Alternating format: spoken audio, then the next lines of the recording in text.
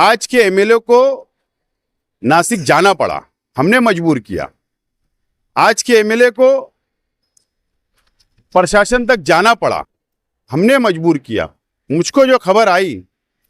कि वो किला झोपड़पट्टी की बात कम कर रहे थे और मुस्तकिम डिग्निटी और शेख आसिफ की बात ज्यादा कर रहे थे, प्रशासन को कंप्लेन दे रहे थे। किला झोपड़पट्टी के रहने वाले लोगों के साथ आज हाईकोर्ट में सीनियर एडवोकेट एमपी वसी से बैठकर बातचीत हुई और कई मुद्दों पर समझने के बाद ये तय हुआ कि इस मामले में कानूनी कार्रवाई ज़रूरी है और जिस हिसाब से प्रशासन काम कर रहा है, 31 मई की डेडलाइन बार बार अखबारात में और डिपार्टमेंट के लोगों की तरफ से दी जाती है, यहाँ तक कि मौजूदा एमएलए की तरफ से भी 31 मई की डेडलाइन दी गई कि किला झोपड़पट्टी उखाड़ने की तैयारी शुरू हो चुकी है। ऐसे वक्त में किला साकनीन को ये लगा कि आसिफ शेख साहब और हम लोग मिलकर उनकी मदद करें, तो हम मालेगांव शहर में जो कर सकते थे वो भी किए। कल आसिफ शेख साहब ने लोक आयुक्त में भी एक पिटीशन इनकी तरफ से फाइल करवाया और आज कोर्ट में एक पिटीशन बनाया जा रहा है, क्योंकि जिस हिसाब से फिरका परस्त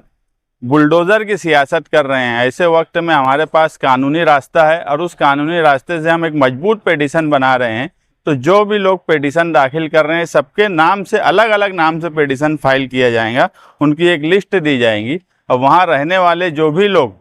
किला झोपड़पट्टी बचाओ कमेटी जो पहले से 1980 से बनी हुई है, उस कमेटी के मातहत जो भी लोग पिटीशन फाइल करना चाहते हैं, हम उन सबका पिटीशन फाइल करेंगे, उन सब के लिए लड़ेंगे। और जो नहीं करना चाहते हैं उस पर भी हमारा कोई एतराज़ नहीं है, मगर जो किला झोपड़पट्टी बचाओ कमेटी की तरफ से आएगा, हम उसकी मदद करने के लिए तैयार हैं। मुस्तकिम डिग्निटी साहब ने पूरी तफसील आपको बताई है। बहरहाल हम लोग शुरुआत से किला झोपड़पट्टी की आवाम ने हम लोगों से रब्ता किया और हमने मालेगांव से लड़ाई शुरू की और आज हम लोग मुंबई हाईकोर्ट पहुंचे हैं। ये लड़ाई सिर्फ नासिक जाके मेमोरेंडम देना या आज दिन भर पूरा दिन मेमोरेंडम देते घूमते रहना,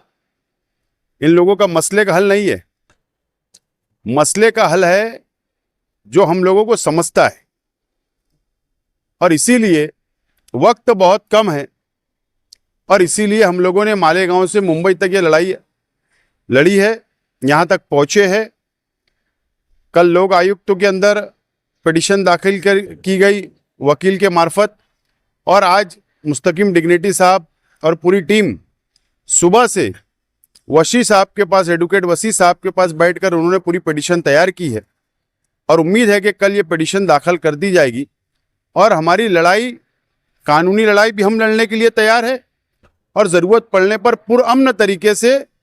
ज़मीन की लड़ाई, रोड के ऊपर, रास्ते के ऊपर भी लड़ने के लिए हम लोग तैयार हैं। बहरहाल सियासत शुरू है, बड़ी तेजी से सियासी मामला गरमा रहा है किला झोपड़पट्टी के ताल्लुक से। बहरहाल ठीक है, ये बात तो तय हो चुकी है कि जिस शख्स की जिम्मेदारी थी वो शख्स बाद में आए और हम लोग पहले निकल गए और हम लोगों की मेहनत से ही, हम लोगों की जद्दोजहद से ही आज के एमएलए को नासिक जाना पड़ा, हमने मजबूर किया। आज के एमएलए को प्रशासन तक जाना पड़ा, हमने मजबूर किया। बहरहाल अफसोस इस बात का है कि किला झोपड़पट्टी की आवाम फिर से